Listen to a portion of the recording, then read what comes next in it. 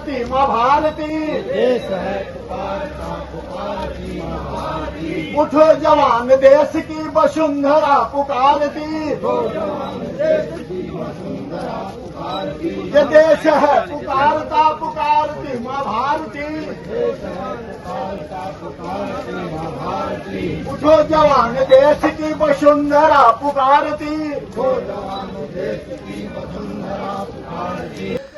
विजयदशमी के मौके पर आरएसएस के सैकड़ों कार्यकर्ताओं ने ऐसे ही देश भर में जुलूस निकालकर स्थापना दिवस मनाया। आरएसएस की तरफ से हर साल ऐसे ही विजयदशमी के मौके पर पथ संचालन कर इस दिन को खुशी के साथ मनाया जाता है।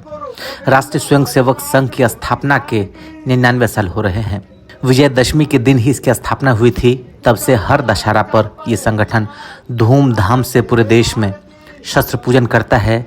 ये संघ के बड़े कार्यक्रमों में एक होता है। जवान देश की वसुंधरा पुकारती,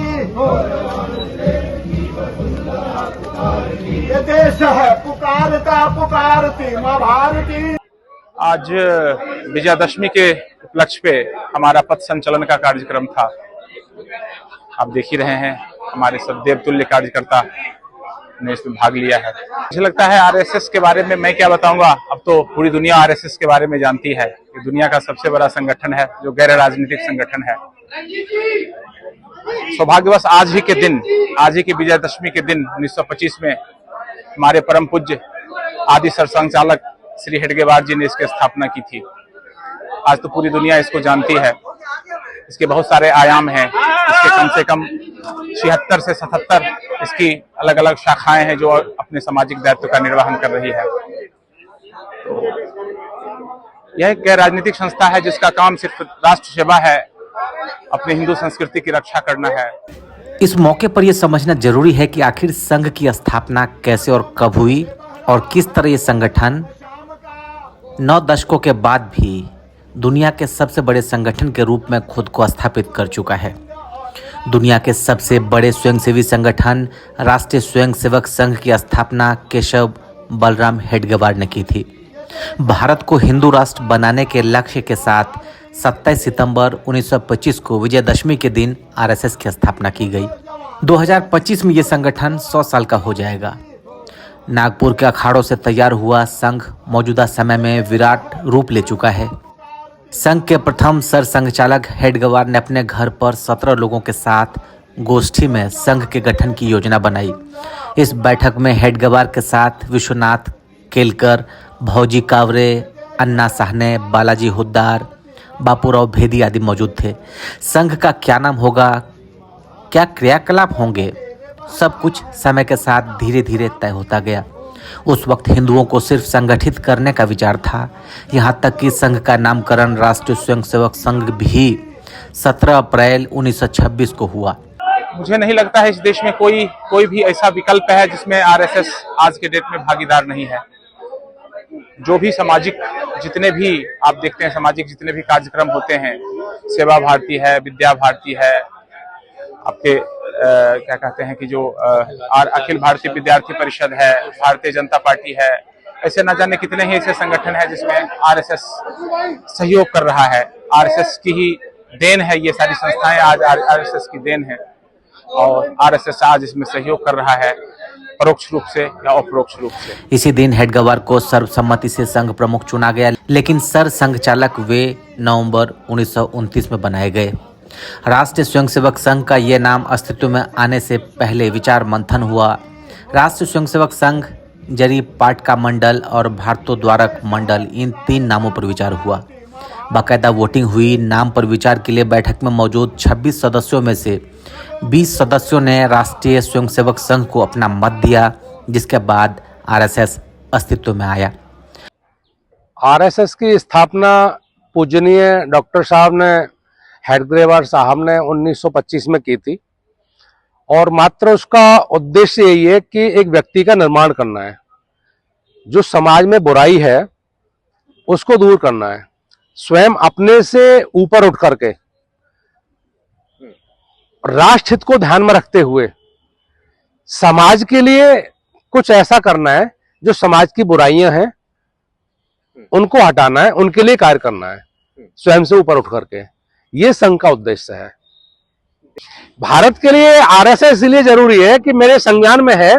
मैंने काफी समय पहले एक बौद्धिक में मैंने सुना था कि जब भारत और पाकिस्तान का बंटवारा हुआ था तो बंटवारे के बाद में जिन्ना साहब ने कहा था, मोहम्मद अली जिन्ना ने, कि अगर राष्ट्रीय स्वयंसेवक संघ 25 वर्ष पहले बन गया होता भारत में तो जो पाकिस्तान हमको मिला इसका भी आधा मिलता, और अगर 25 वर्ष और बाद में मिलता तो हमको इससे भी दूना ले लेते। इसीलिए संघ जरूरी है भारत के अंदर। नमस्ते सदा वत्सले मातृभूमि प्रार्थना के साथ पिछले कई दशकों से लगातार देश के कोने कोने में संघ की शाखाएं लग रही हैं। हेड गवार्ड ने व्यायामशालाएं या अखाड़ों के माध्यम से संघ कार्य को आगे बढ़ाया। हेड गवार्ड ने व्यायामशालाएं या अखाड़ों के माध्यम से संघ कार्य को आगे बढ़ाया। स्वस्थ और सुगठित स्वयंसेवक होना उनकी कल्पना में था।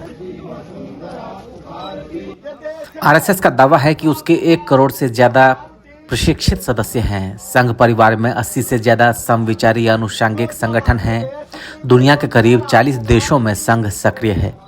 मौजूदा समय में संघ की 56,569 से ज्यादा दैनिक शाखाएं लगती है। करीब 13,847 साप्ताहिक मंडली और 9,000 मासिक शाखाएं भी लगती है। आज से पहले जब अंग्रेजों का जमाना था और उसकी क्रांति से तंग आकर के डॉक्टर बलराम राव हेडगेवार साहब ने देखा कि एक ऐसे संघ की स्थापना करनी है जो हर एक बुराइयों का सामना करके और अच्छाइयों को स्थापित करे। उन्होंने 27 सितंबर 1925 को, जो आज करीब लगभग 100 साल होने जा रहा है इस संघ की स्थापना का, उन्होंने इसी विजयदशमी के दिन इस संघ की स्थापना की थी। और तब से आज तक ये संघ बराबर ये प्रयासरत रहा है कि कहां पर जैसे कभी तहदी आती है, कोई विपदा आती है, वहां पर आरएसएस के जवान अपने आप निस्वार्थ भाव से वो जाते हैं और सहयोग करते हैं। इन लोगों की भावना रहती है कि सर्वे भवन्तु सुखिनः, सर्वे सन्तु निरामया, सर्वे भद्राणि पश्यन्तु, मा कश्चित् दुर्भाग् भवेत्। तो संगठन की स्थापना ही सभी के सुख की कामना के लिए हुआ है और यही इसका मुख्य उद्देश्य है। संघ में सदस्यों का पंजीकरण नहीं होता। ऐसे में शाखाओं में उपस्थिति के आधार पर अनुमान है कि फिलहाल 50 लाख से ज्यादा स्वयंसेवक नियमित रूप से शाखाओं में आते हैं। देश के हर तहसील और करीब 55,000 गांवों में शाखा लग रही है। संघ ने अपने लंबे समय में कई बार उपलब्धियां अर्जित की, जबकि 3 बार उस पर प्रतिबंध लग चुका है। महात्मा गांधी की हत्या को संघ से जोड़कर देखा गया। संघ के दूसरे सर संघचालक गुरु गोलवलकर को बंदी बनाया गया, लेकिन 18 महीने के बाद संघ से प्रतिबंध हटा लिया गया। दूसरी बार आपातकाल के दौरान 1975 से 1977 तक संघ पर पाबंदी लगी। तीसरी बार 6 महीने के लिए 1992 के दिसंबर में संघ पर प्रतिबंध लगा, जब 6 दिसंबर को अयोध्या में बाबरी मस्जिद गिरा दी गई थी। आरएसएस ना तो गांधी की अगुवाई में चलने वाला आंदोलन में हिस्सेदार बना, न कांग्रेस से निकले नेताजी सुभाष चंद्र बोस के आंदोलन में साझेदार, और ना ही कभी भगत सिंह और चंद्रशेखर आजाद जैसे क्रांतिकारियों से उसका वास्ता रहा। 1942 के भारत छोड़ो आंदोलन के वक्त आरएसएस की कोई भूमिका नहीं दिखी। आज़ादी के वक्त तो संघ ने तिरंगे का विरोध तक किया था। आरएसएस के मुखपत्र द ऑर्गेनाइजेशन ने 17 जुलाई 1947 को नेशनल फ्लैग के नाम से संपादकीय में लिखा कि भगवा ध्वज को भारत का राष्ट्रीय ध्वज माना जाए। 22 जुलाई 1947 को जब तिरंगे को राष्ट्रीय ध्वज मान लिया गया तो द ऑर्गेनाइजेशन ने ही इसका जमकर विरोध किया। काफ़ी लंबे समय तक संघ तिरंगा नहीं फहराता था। हाल ही में आरएसएस ने अपने को बदला, यहाँ तक कि आरएसएस के धुर विरोधियों ने भी उसे जगह देना शुरू किया। संघ ने धीरे धीरे अपनी पहचान एक अनुशासित और राष्ट्रवादी संगठन की बनाई है। 1962 में चीन के धोखे से किए हमले से देश सन्न रह गया था। उस वक्त आरएसएस ने सरहदी इलाकों में रसद पहुंचाने में मदद की। इससे प्रभावित होकर प्रधानमंत्री नेहरू ने 1963 में गणतंत्र दिवस की परेड में संघ को बुलाया था। 1965 में पाकिस्तान से युद्ध के दौरान दिल्ली में ट्रैफिक व्यवस्था सुधारने में संघ ने मदद की थी। 1977 में आरएसएस ने पूर्व प्रधानमंत्री इंदिरा गांधी को विवेकानंद रॉक मेमोरियल का उद्घाटन करने के लिए बुलाया था। आरएसएस साफ तौर पर हिंदू समाज को उसके धर्म और संस्कृति के आधार पर शक्तिशाली बनाने की बात करता है। देश हिंदू है, हिंदुओं से ही बना है। आदिकाल से हिंदू से हिंदुस्तान इसलिए इसका नाम नहीं है। ये जो हमारा देश है, जो हमारी जो संस्कृति है, ये लाखों साल से है। दूसरी संस्कृतियां बहुत बाद में आई, लेकिन जो हमारी जो हिंदू संस्कृति है लाखों साल से है, वैदिक काल से है। ये कब से शुरू हुआ है इसके बारे में आज तक कोई नहीं जानता है। ये वैदिक काल से है, वैदिक काल से भी पूर्व है। इस मिट्टी से कण कण में, इसके घास के एक एक पत्ते में सिर्फ और सिर्फ हिंदू संस्कृति ही बसती है। और जब तक ये हिंदू संस्कृति जीवित है तभी तक ये देश जीवित है। सिर्फ हिंदू संस्कृति देश को एकजुट रख सकता है। इसलिए हिंदू संस्कृति की रक्षा करना, हिंदुओं को एकजुट रखना ही इस देश के उत्थान के लिए, इस देश के विकास के लिए जरूरी है। आज जो हम विकसित भारत की कल्पना करते हैं वो कभी पूरी नहीं हो सकती है जब तक हम हिंदू समाज एक नहीं। संघ से निकले स्वयंसेवकों ने ही बीजेपी को स्थापित किया। हर साल विजयदशमी के दिन संघ स्थापना के साथ ही शस्त्र पूजन की परंपरा निभाई जाती है। देश भर में पथ संचलन निकलते हैं और कभी 25 स्वयंसेवकों से शुरू हुआ संघ आज विशाल संगठन के रूप में स्थापित है। ब्यूरो रिपोर्ट, लाइव तक। पुकारती माँ भारती, उठो जवान देश की वसुंधरा पुकारती, ये देश है पुकारता पुकारती माँ भारती, देश है पुकारता पुकारती माँ भारती।